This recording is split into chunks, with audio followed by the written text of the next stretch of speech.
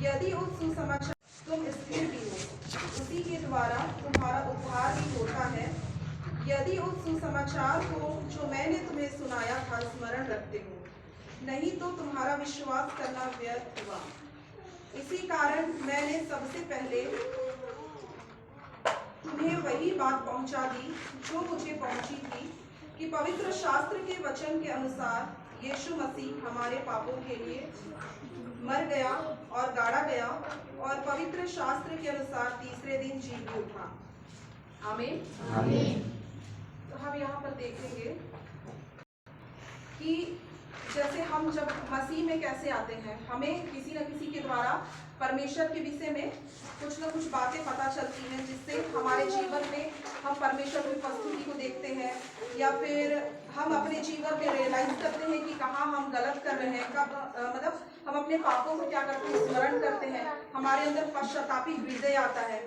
तब हम क्या करते हैं कि हम धीरे धीरे पश्चातापी मन के साथ परमेश्वर के चरणों में बैठना शुरू करते हैं, और धीरे धीरे हम परमेश्वर को महसूस करने लगते हैं। तो ये सब कैसे होता है? सुसमाचार के द्वारा ही। हम सब जो यहाँ बैठे हैं, कभी ना कभी किसी के द्वारा हमने कुछ तो यीशु के बारे में सुना, कोई सा ऐसा वचन जो हमारे जीवन को छुआ, और वो वचन ही है जो हमें आज यहाँ पर लेकर आया है। हम परमेश्वर के चरणों में बैठते हैं।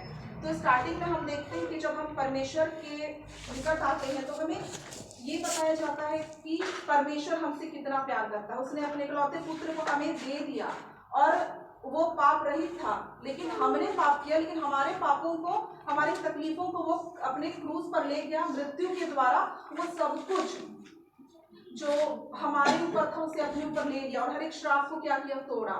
तो हम उस समय महसूस करते हैं कि हमसे प्यार इतना ज्यादा यीशु के अलावा और कोई नहीं कर सकता, जो हमारे लिए इतना बड़ा बलिदान दिया कि हम पापी ही थे, तब उसने क्या किया, हमसे प्रेम किया। तो ऐसे करके क्या होता है, हमारा जीवन परमेश्वर में बढ़ते जाता है, और हम जैसे चर्च आते हैं, कलीसिया में संगति करते हैं, तो परमेश्वर के पासवान के द्वारा हम और ज्यादा गहराई में जाते हैं, सीखते हैं, और परमेश्वर के वचन को और समझते जाते हैं। परमेश्वर क्या करता है, हमसे बातचीत करता है। तो यहाँ लिखा है, उसी के द्वारा तुम्हारा उद्धार भी होता है, यदि उस सुसमाचार को जो मैंने तुम्हें सुनाया था स्मरण रखते हो। यदि हम सुनने के बाद हम उस चीज को स्मरण नहीं करते, भूल जाते, बस हम ऐसे ही आगे बढ़ते हैं मसीही जीवन में, चलते जाते हैं, तो फिर वो उद्धार जो हमने पाया, हम बोलते हैं ना, वो चीजें व्यर्थ है। हमें स्मरण करना है कि हम कहाँ पर परमेश्वर ने हमें छुआ, कहाँ से हमें उठाया, हमें उस चीज को स्मरण करते हुए चलना है।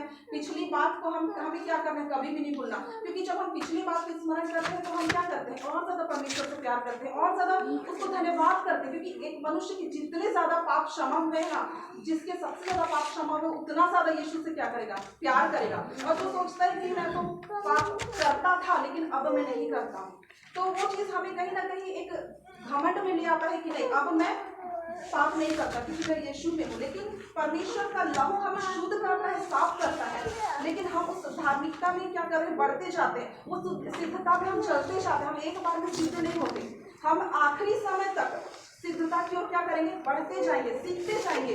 धीरे धीरे हमें अंश करके क्या करेंगे, परमेश्वर में हम बढ़ते जाएंगे, और उसके जैसा हम क्या करेंगे, बदलते जाएंगे। तो हमें मतलब परमेश्वर के पीछे चलना तो है, लेकिन धीरज के साथ भी चलना है, विश्वास के साथ भी चलना है, पिछली बातों को भी स्मरण करते हुए कि कहाँ पर हमने गलती किया था, परमेश्वर ने हम पर अनुग्रह किया, और उस अनुग्रह को क्या करना है, स्मरण करते रहना, और हमें उस चीज को अपने कर्मों में भी क्या करना है, मिलाना है कि नहीं, परमेश्वर ने मुझ पर दया किया तो मैं परमेश्वर के लिए बेस्ट करूंगी, अपने दशमांश का मैं बेस्ट दूंगा, अपने प्रार्थना का दशमांश का मैं बेस्ट दूंगा। तो परमेश्वर को क्या करना है, वो चीज हमें स्मरण दिलाएगा, और हमें परमेश्वर को पहला स्थान देने के लिए क्या करेगा, हमेशा हमारी सहायता करेगा। इसी कारण मैंने सबसे पहले तुम्हें वही बात पहुंचा दी जो मुझे पहुंची थी, कि पवित्र शास्त्र के वचन के अनुसार यीशु मसीह हमारे पापों के लिए मर गया और गाड़ा गया, पवित्र शास्त्र के अनुसार तीसरे दिन जी भी उठा। फिर जब हमारे जीवन में कोई परेशानी आती है, तब हम क्या करते हैं, मसीह में आने के बाद भी हम सोचते हैं कि हम कैसे करें, क्या करें, अपनी समझ को हम दौड़ाते रहते, चिंता करते हैं। लेकिन जब हम परमेश्वर के भवन में आते हैं, या परमेश्वर के लोग के द्वारा, या परमेश्वर के दास के द्वारा जब हम सुनते हैं कि परमेश्वर हमारे लिए क्या किया, मारा गया, गाड़ा गया, तीसरे दिन जी उठा, तो वो चीज हमारे लिए क्या बन गया, एक हमारे लिए एक आधार बन गया, एक दृढ़ता हो गया कि नहीं, परमेश्वर मेरे लिए मारा गया है, गाड़ा गया, तीसरे दिन जी उठा। मतलब आज मैं जिस परिस्थिति में, उस परिस्थिति को परमेश्वर अपने सामर्थ्य से क्या करेगा, हटाने का सामर्थ्य रखता है। जब हम बीमार पड़ते हैं तो हम क्या सोचते हैं कि यीशु मेरे लिए ही तो मारा गया है, मेरे लिए ही तो गाड़ा गया है, मैं उसके कोड़े खाने से क्या हूँ, चंगा हो चुका हूँ। ये हमारे अंदर क्या आता है, विश्वास आता है। और यहाँ पर एक विश्वासी और जो विश्वासी नहीं है उनके में क्या फर्क हो जाता है कि जो एक यीशु मसीह को नहीं जानता है, वो जब अपने शरीर में या अपने परिवार में किसी को बीमार देखता है तो वो बहुत चिंता करता है और क्या करता है, हॉस्पिटल का चक्कर काटता है। और हम मसीही लोग क्या करते हैं, हम हॉस्पिटल जाएंगे लेकिन हमारा पहला आधार और विश्वास क्या होता है, यीशु और उसका वचन, कि वो मेरे लिए मारा गया है, गाड़ा गया, तीसरे दिन जी उठा, उसके कोड़े खाने से मैं चंगा हो चुका हूँ। ये चीज हमारे जीवन में अंगीकार के रूप में कार्य करता है। ये पहले हमें चंगाई देता है, फिर उसके बाद सेकेंडरी हम जो करते हैं, हॉस्पिटल जाते हैं। एक जो विश्वास नहीं करता वो क्या करेगा, वो झाड़ फूक भी कराएगा क्योंकि उसका पहला भरोसा वही होता है। एक विश्वास नहीं करने वाला सबसे पहले हॉस्पिटल दौड़ेगा, उसका पहला भरोसा वही होता है। लेकिन हम मसीहियों के लिए पहला भरोसा क्या होता है, यीशु है, उसका कोड़ा खाना, मारा जाना और गाड़ा जाना, तीसरे दिन जी उठना। ये हमारे विश्वास को क्या करता है, और ज्यादा मजबूत करता है कि नहीं, कोई हमारे लिए मार खाया है, कोई हमारे लिए बलिदान हुआ है, किसी ने अपने आप, किसी ने हमारे लिए क्या किया, मृत्यु को सह लिया है, वो हमसे इतना ज्यादा प्यार करता है। तो हम लोग क्या करते हैं, और ज्यादा हम परमेश्वर में बलवंत होते जाते हैं, बलवंत होते जाते हैं।